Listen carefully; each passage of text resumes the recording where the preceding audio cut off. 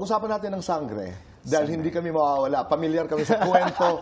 And I would just like to say congratulations. Maraming salamat. I think this is one of your... Yeah. I think this is one of your biggest breaks. Yes, Tito Boy. And you have the honor na ikaw ang unang lalaki na gaganap bilang sangre. Which Adamus. is si Prince Adamus. Ayan. Tagapangalaga ng brilyante ng tubig. Ayan, di naman nata sa green ko. Oo nga. Pero nung, did you audition for it? How did you get the role? Yes po, pinatawag po kami sa audition. Angel, Faith, ako, para sa... Paano ka nag-audition?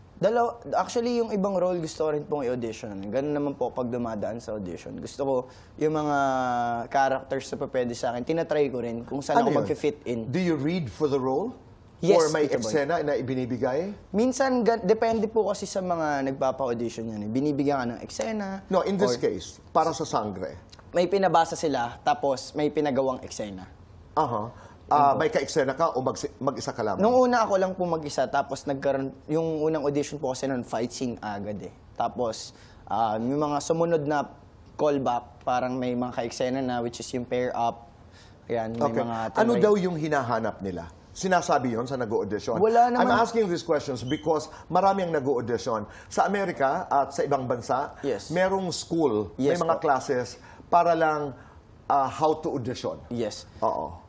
Tito Boy kasi specifically hindi sila nagbibigay ng ganong klaseng requirements kung ano yung hinahanap nila. Kasi parang gusto nilang makita na naturally sa taong nag-audition. Dito, base po sa mga napagdaanan kong audition.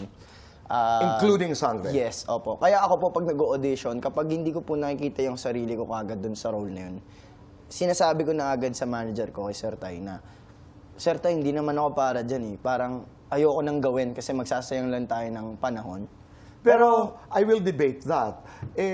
Di ba you can also play roles na hindi ikaw? Yes, Tito Boy. You can also play roles na hindi mo nakikita ang sarili mo and that becomes the challenge? Yes, Tito Boy. Pero para sa akin kasi, yung alimbawa meron akong naunang, may priority ako na project, tapos pinaghahandaan, ito yung binibuild up ko, ito yung pinaghahandaan ko, tapos may nagpa-audition, ayokong basagin yung preparation ko para dito. Ayoko masira.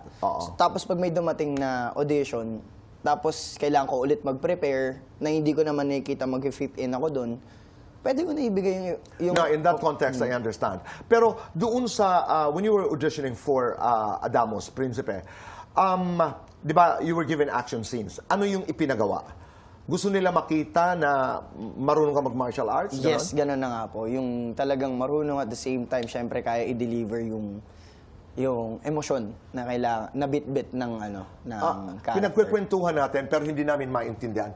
Tayo ka nga, please. Paano? Kasi may, di ba, may lingwahe si Adamus, merong kilos. How is it? Actually, how is it done? Nagpe-prepare pa lang kami, pero ang ginagamit namin para sa magiging fight stance ni... Actually, lahat ng Dewata is wushu.